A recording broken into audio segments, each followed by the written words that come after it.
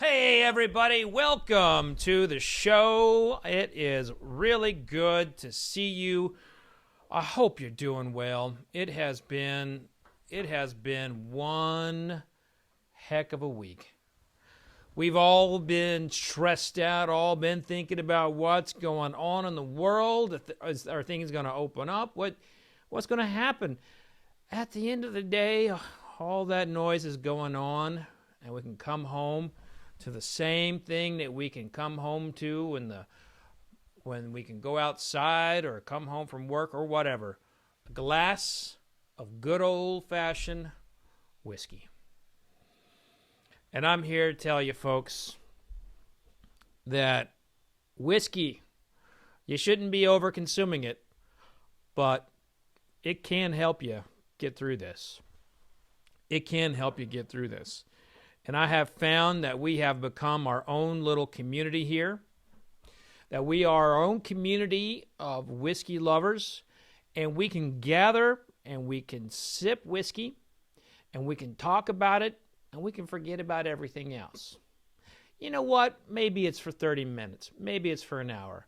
But you know what? That 30 minutes, that hour, even though virtually, it puts me in a better mood the next day and the next hour.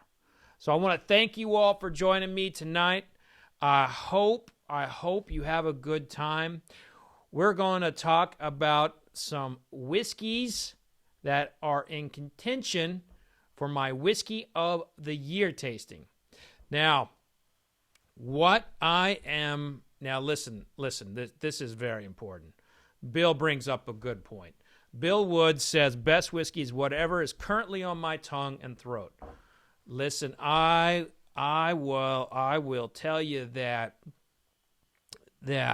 the whiskey world, it has critics. I'm a critic.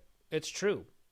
But what I taste is going to be different than what you taste, and you shouldn't rely on my tastes alone. You should go out and taste the things yourself. And tonight I'm actually picking some whiskeys that are available in the market, and you can taste and, compare for yourself. See what you think. Now, here's the deal. I used to be a reviewer for Whiskey Advocate. When I left Whiskey Advocate, I started doing my own kind of taste-off, my own tasting. I had always been a judge for the San Francisco World Spirits Competition, but I wanted to do my own thing. And so this is really designed. This is my own thing. This is just my thoughts. These are just my reviews, just my tastings, and that's it. It's my opinion alone. And you should take that with a grain of salt, if you will. Look at this as like, hey, there's a whiskey, but this is not the end-all, be-all. This doesn't mean that my opinion matters more than yours or anything like that. My palate is my palate. I feel very blessed that people just want to hear what I think about a glass of whiskey, because you know what? I sure like drinking whiskey, and I love drinking whiskey with you, especially tonight. So, some background. I told you about how I started to do my own tastings in 2018. My best American whiskey. So what I do is I actually do my American whiskey. I feel like saying something is best bourbon is convoluted, because some of the greatest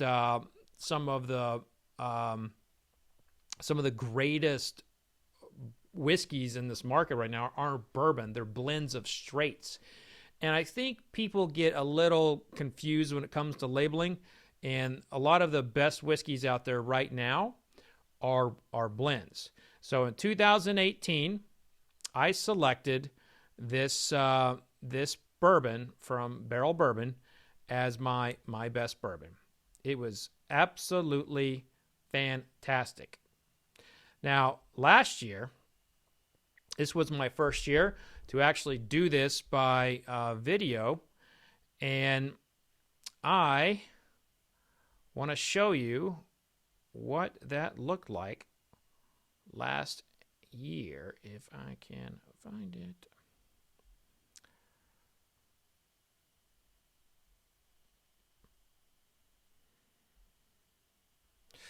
Okay, so here is my best bourbon reaction from last year. You ready? Here we go, everybody. Welcome to my American whiskey of juggernaut. Oh, yeah. Why was really good. What are the questions we have here? I'm really. So, if you saw that, you saw how many whiskeys I had to taste to get to King of Kentucky being my winner, which was Glass Y. There was a slight error in there, and I decided that I need to start narrowing things down before I, get toward the end of the year. And here's the other thing. I want this to be seen for the whole world to see it, talk about it, to hate it, to like it. I don't care. I'm going to do it. You can watch it or not watch it. You can love my pick. You can hate my pick. I don't care. The thing is I'm going to do it. And my whole purpose of doing this is that I really wanted to take away, I want to take whiskey tastings and ratings out of the shadows. I want to take them out of like the mystery. With me, what you see is what you get. I am honest. I tell you what I really think of something, and I do that on a regular basis. And sometimes it's hurt my position with distilleries. There are some distillers who still won't talk to me because of something I said about their product. And then sometimes I find myself getting into a kind of a house style from time to time. I found myself, with Heaven Hill for a little bit. I kept picking their whiskeys, really liked their whiskeys. And, that says like, oh my gosh, he's always picking Heaven Hill or something like that. But so as a critic, I try to be neutral. I try to be objective as much as I possibly can. But what I wanted to do with my own little awards thing was I wanted to show you my process. And this is not a YouTube channel where I'm just trying to get views or anything like that. I mean, this is my life. This is my livelihood. This is my dream. I mean, granted, when I was 15 years old, I didn't say, hey, I want to grow up and be a bourbon taster. Maybe if I knew that was a possibility, I absolutely would have said that. But I'm telling you this because I'm going to be doing these every quarter. So throughout the year, I am going to be selecting I'm going to be tasting constantly throughout YouTube. I'm just going to be doing it and doing it and doing it. I will write reviews, but YouTube is where it's going to be at for my reviews. So if you want to see those, click subscribe on YouTube so you get them right away when they come up, or whether it's a live stream or whatever. And I am really trying to get this where it is in full zone. Like I am on a regular, I'm regular, and I get this thing going where I'm tasting on a regular basis, and I have a good, you have a good database to track. This quarter, the 2020 so far, I have been tasting just about every day. And so I've tasted almost every new release and some old ones as well.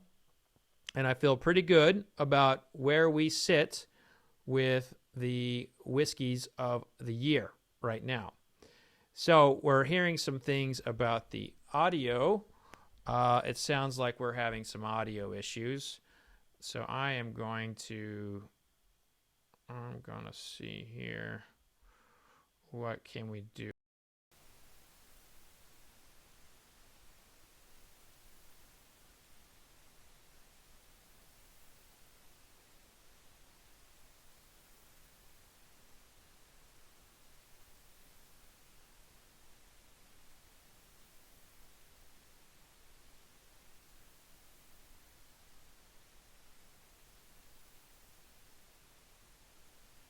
Sound. Okay, I think some people have an issue with the mic, with how sound comes in, And are we good on sound now? Are we good on sound now? Let me know. So we were great, and then we're not great.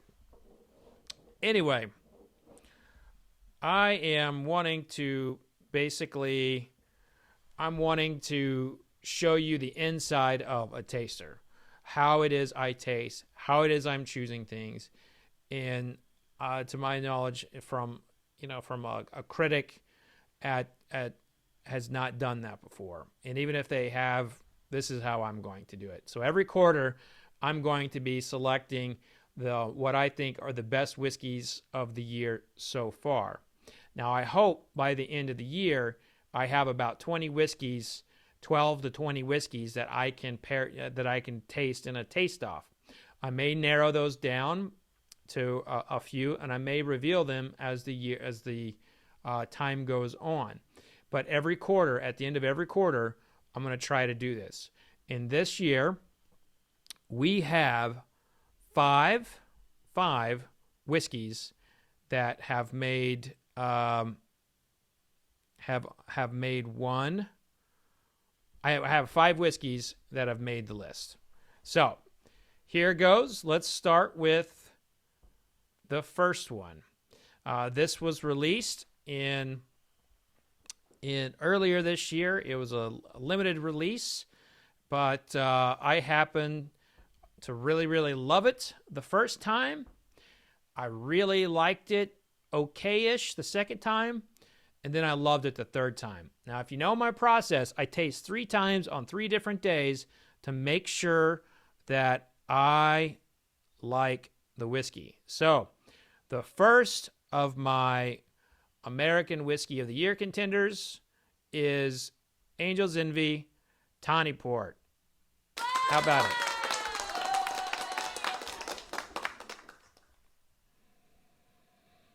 So there's the first one. Now this was finished in Thani Port, which is the older, which is older than like Ruby Ports.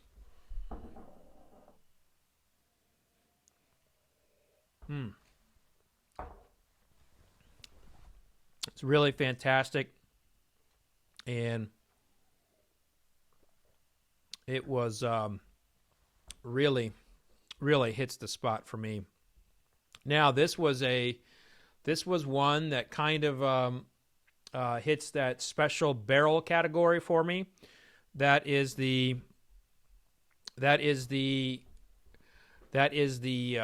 basically the category of distilled spirit specialties, where they take distilled spirits and they put it in an additional barrel. And there were not a lot of specialty barrel finishes, and this one really stood out for me as the best of the quarter. Really digged it. And next is probably going to be let's see here. I'm going to go straight into it. See what you all think of. This is when I tasted our next contender. This first one I'm tasting here, very fruity. You smell that? You smell that? You see that? All these glasses are the same. They're all my Bourbon Plus Glencairn. Yeah, look at that. That's a beautiful color. I really like this nose. This nose is extraordinarily sweet. Some dried apricot in there. Some jam. Figs.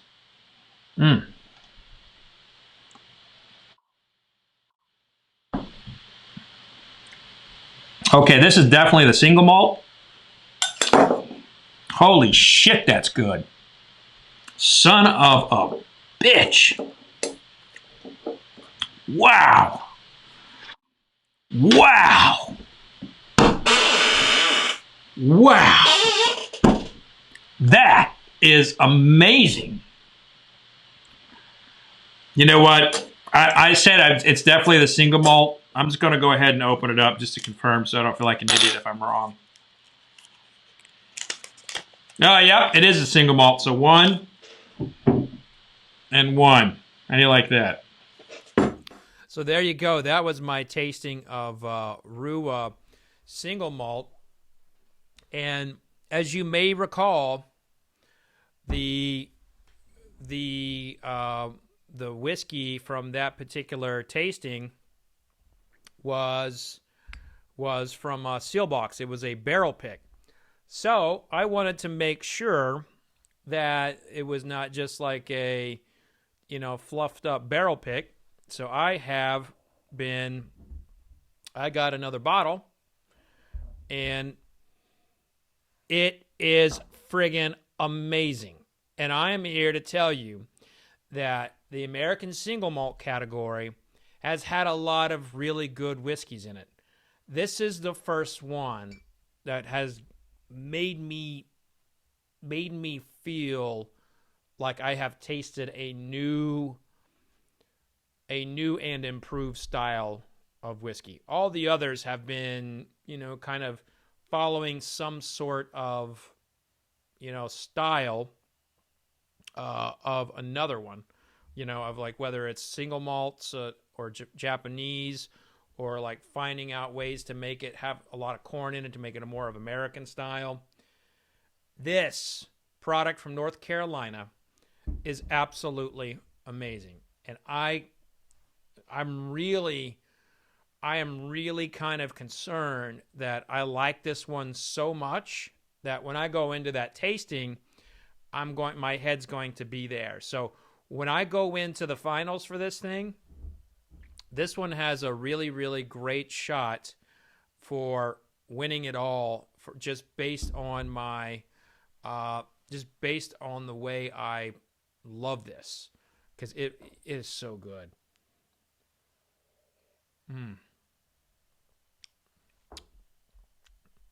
Guys, I really, I can't stop drinking this. This is like, to reiterate that tasting, it is so amazing. And this is one that I know is available. You can buy it at sealbox.com, and it's spelled SEELBACHS.com, I believe. And it is so good. The proof on this is 92 proof, 46 ABV.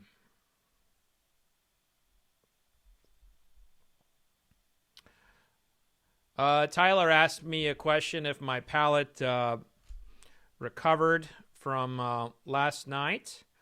If you were not with us on last night's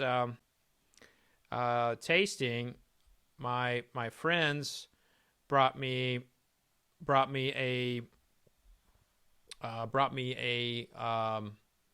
care package, and in there was the tainted cork taint of Elmer T. Lee, and it wrecked my palate. It was absolutely disgusting.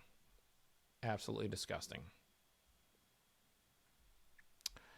Okay, so next up, let's see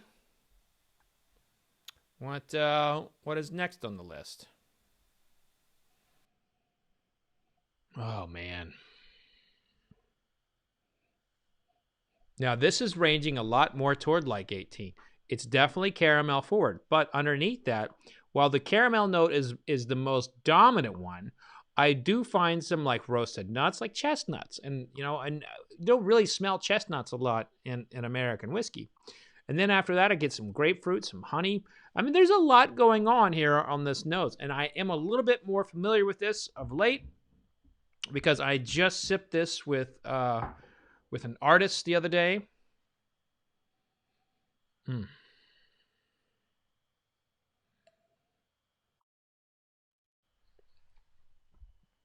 Okay, so now I'm coming back to the nose one more time, another pass, and is it just warming? It really is nice.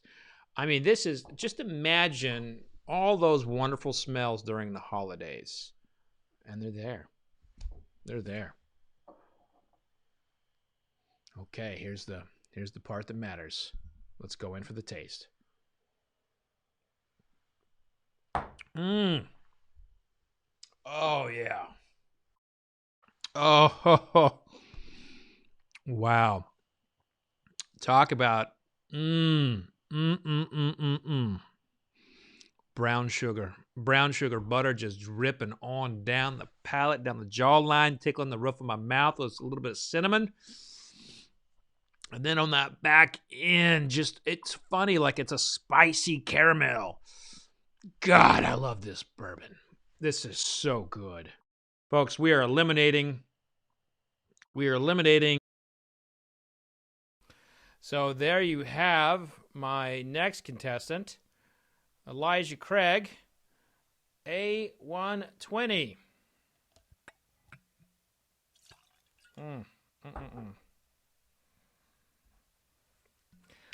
Let's see here.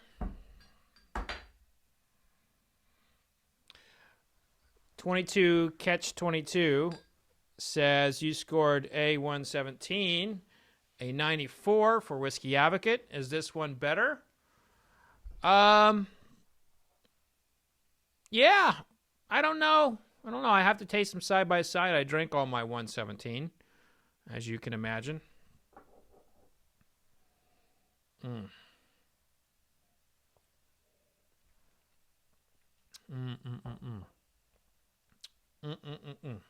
Yep.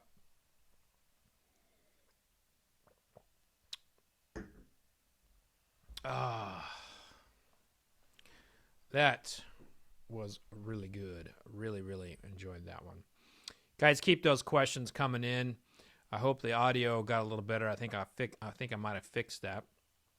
I am really trying to make this as fun as possible with some graphics, some back stuff, but there can be challenges here. What we're noticing is that everybody's trying to stream right now, the gamers and everybody, and it's clogging up some systems, and I think we might be facing some of the issues from that. But it sounds like everyone's hearing me okay and seeing me all right, which is always good. So Elijah Craig, A120, is contestant number 3.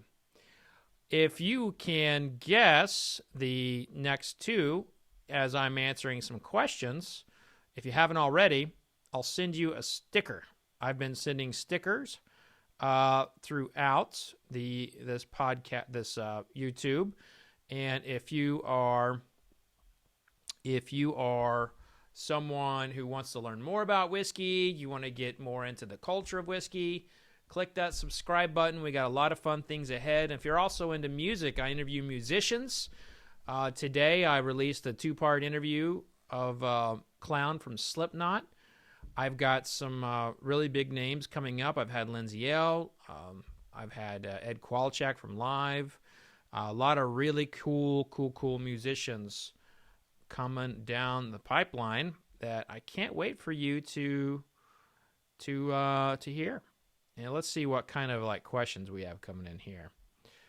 120. Have you tried C919? Actually, yes. We had that in a taste off the other day, and A120 beat it.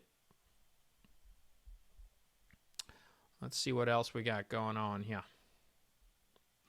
All right. Let's get going to the next one. Let's find out what my 4th contestant is. Dude, Josh, I have not tasted that. Yeah, I know. It's amazing. Sorry, I didn't mean to interrupt. No, this is fucking amazing. Yeah, I've already had it. Really good. That's really good. So the next one up is none other than Boo Rye from High West. Now, Boo Rye is this is a blend of bourbon and rye. And as someone pointed out, I'm wearing the same jacket from from that one. Now, that was a live stream with Charles Nelson. Charles Nelson is the distiller at Nelson's Greenbrier.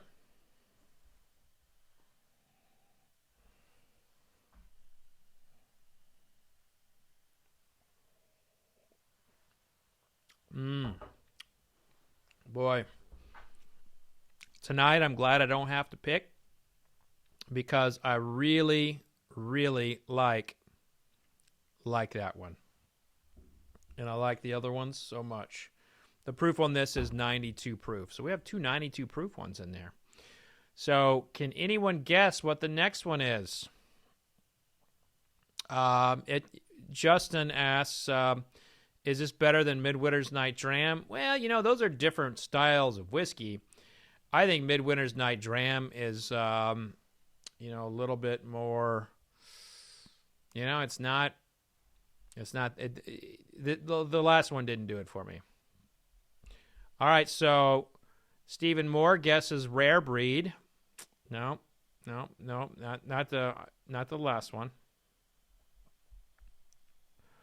500 Pizzas guesses Stag 13, Stag Junior 13. Nope. Glenn Robertson says he had Woodinville last night and it fell flat. Hey, look, Woodinville, obviously I'm a big fan of. I really like what they're doing. Their latest release is the port finish. While it is decent, it's got some flexibility and some potential. It did not make the list.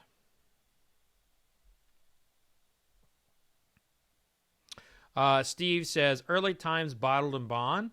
So that would have been a release like last year, but it did not make the list for this first quarter. I will have regular bourbons in my taste up. I'll announce those later down the road. Eric brings up a really good point. It's not vodka because vodka sucks. Vodka sucks.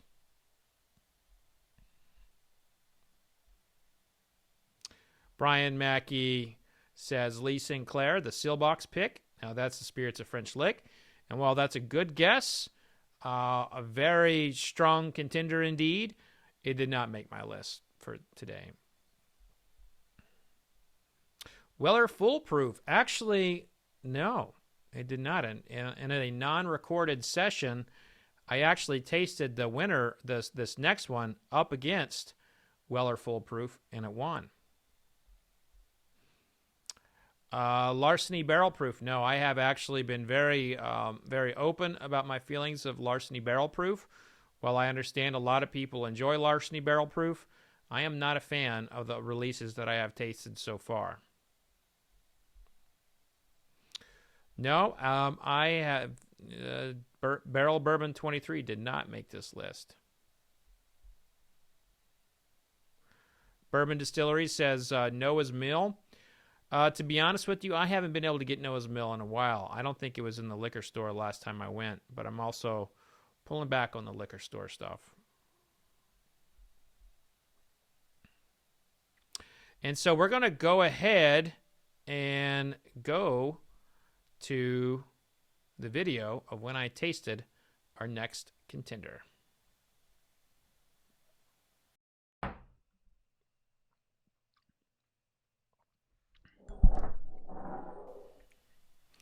In case you're wondering, I'm actually there thinking about the finish. So the timer there is myself, and speaking of the finish. Kind of crazy. Look at that. Fred Minnick on Fred Minnick. I am Fred Minnick. I mean, this guy, though, seriously. Try to look a little more interesting there, pal.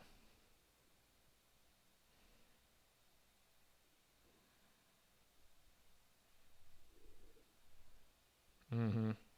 Yeah, I know. What's up?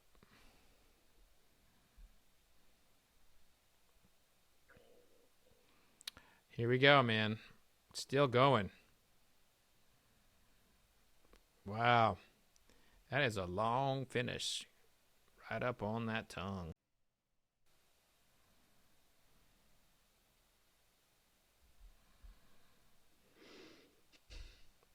Why, thank you.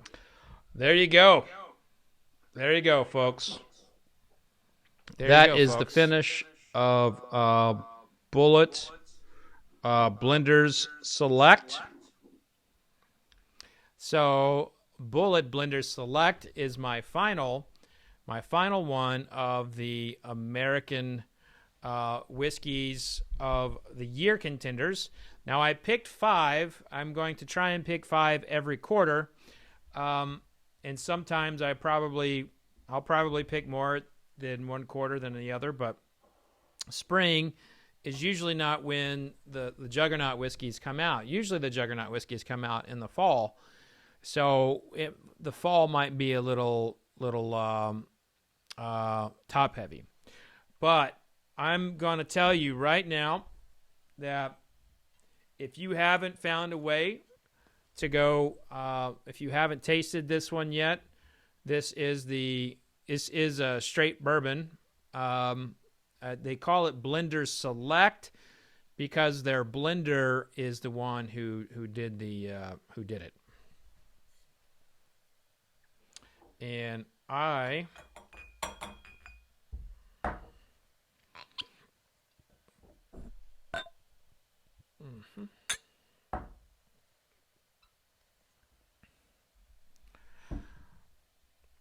this is probably not the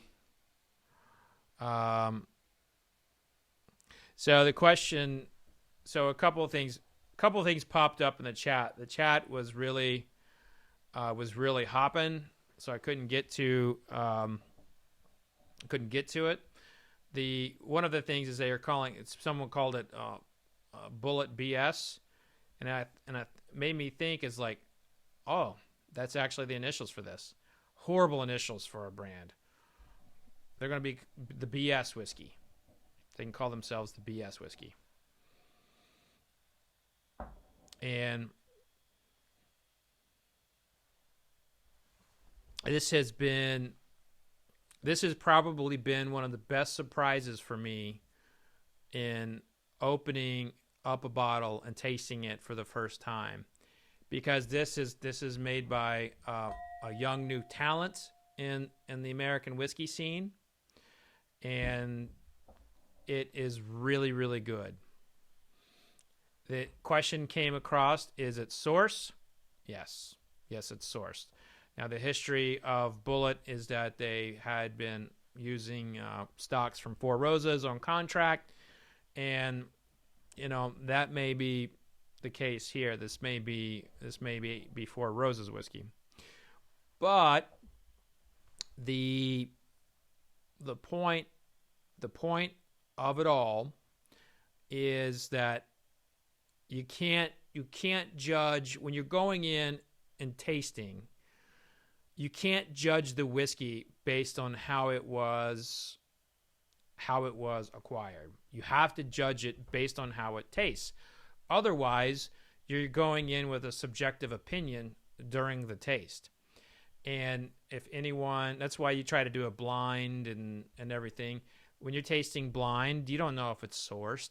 You don't know if there's a shitty backstory to it. You don't know if someone's making up their family heirloom recipe. You just taste it. And at the end of the day, stories don't matter. Where the whiskey came from doesn't matter. What matters, does it taste good? And, I really dig this. I really dig it.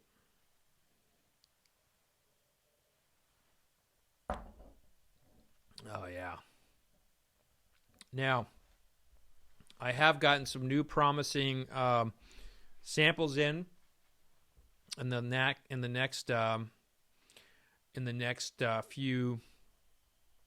last few days, but they came in past the quarter cutoff.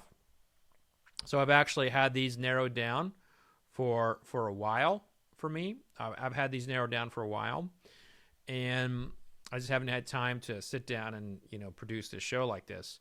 But now that we're here, here are your finalists. Doop.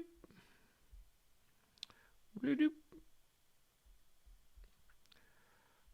Burai, and I think I saw in the chat like somebody wanted to know which Burai that was. This was actually the very last one that came out in 2019.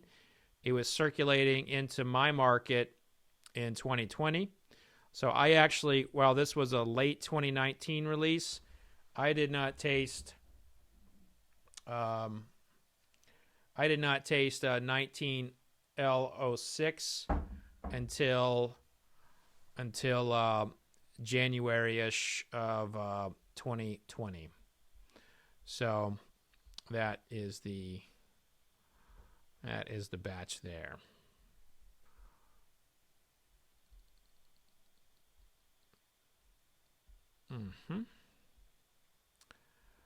So that is your, let's see, I'm missing one, Elijah Craig. So I gotta say, I'm not entirely sure. Like, if I were to have to pick a whiskey tonight, I'm not entirely sure which direction I'd be going. The Angel's Envy is the Thani port.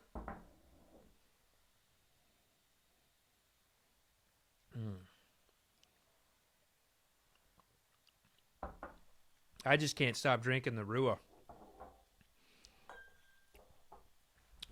This Rua, just otherworldly awesome.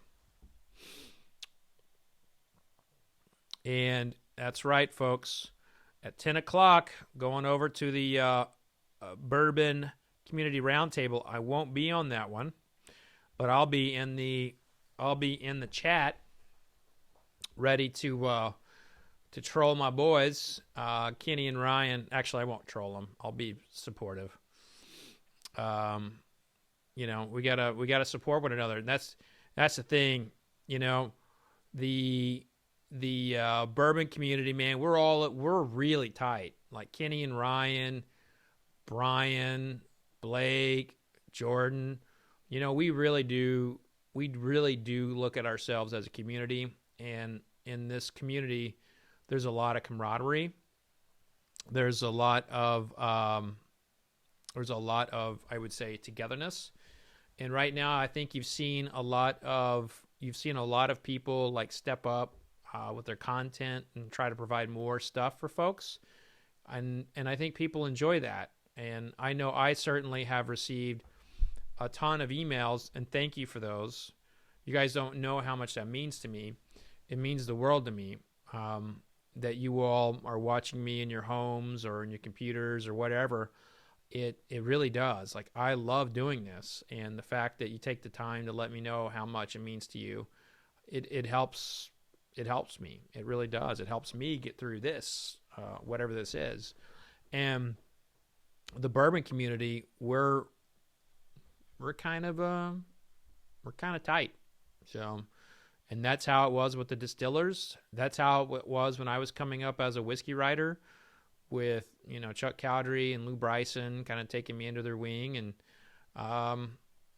it's how I try to be now to people coming into the game. So I do agree with my buddies that we all are trying to make the best of the quarantine days without over quarantining it.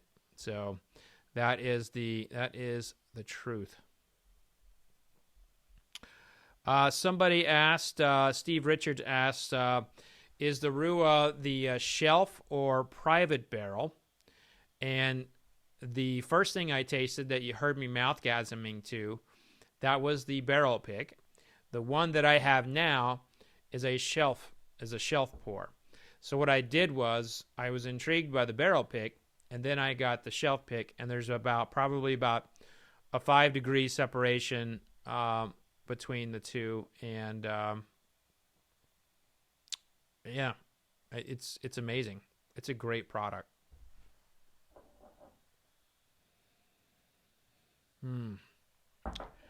Any other questions before we close this out?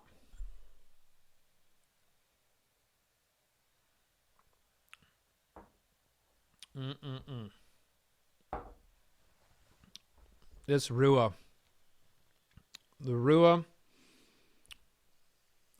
the Bullet, and the Elijah, and the Angel's Envy, and the High West. Really, really good. A question here from Brandon Hogan. Thoughts on MGP versus Bardstown Bourbon Company? Will Bardstown Bourbon Company fill the need that MGP wasn't? Or, well, we're getting in some juicy bourbon drama here. Or are they better off contract distilling and putting out their own products? Yeah, I honestly, I would have answered that very differently 6 months ago. Like today, I don't even know what's happening. I don't know. I don't know. But I would say that what Bardstown Bourbon Company, what they developed as a business model, was probably one of the best business models that I had seen for coming in as a new distillery. Now, full disclosure, I built their vintage library. So while I'm not biased toward that, I would speak to it honestly. I think they have done a good job business plan-wise. Sorry about that, Jeff. The one that I am tasting tonight is that is not a port finish. It's just the regular Great Wagon Road Distillery malt.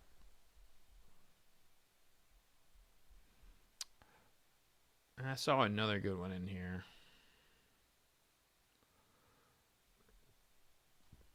Listen, Dragon Pugs, you can't blame me on your spending habits.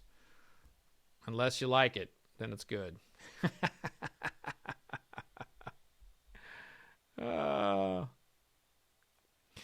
Well, folks, this has been another great night.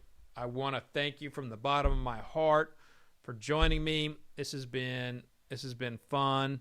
I have really, really enjoyed my time with you.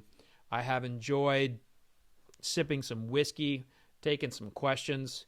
Tonight was a little different. Tonight, I'm normally tasting through some things and talking about them.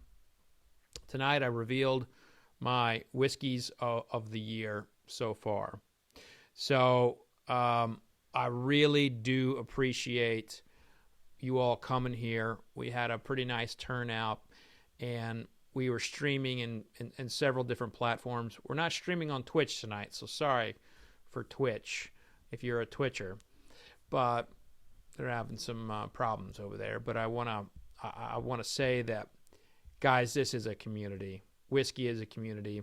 And right when I'm done here, I'm going to jump on over to the Bourbon Pursuit Roundtable.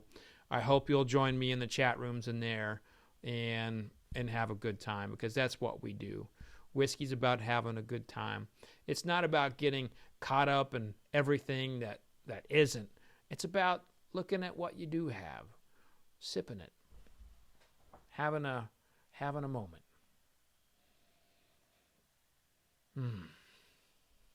Thanks for taking a moment with me tonight. Cheers, guys. Please, don't go licking trash cans. Wash your hands. And remember, for God's sakes, remember, vodka sucks unless it's being used for hand sanitizer. Cheers.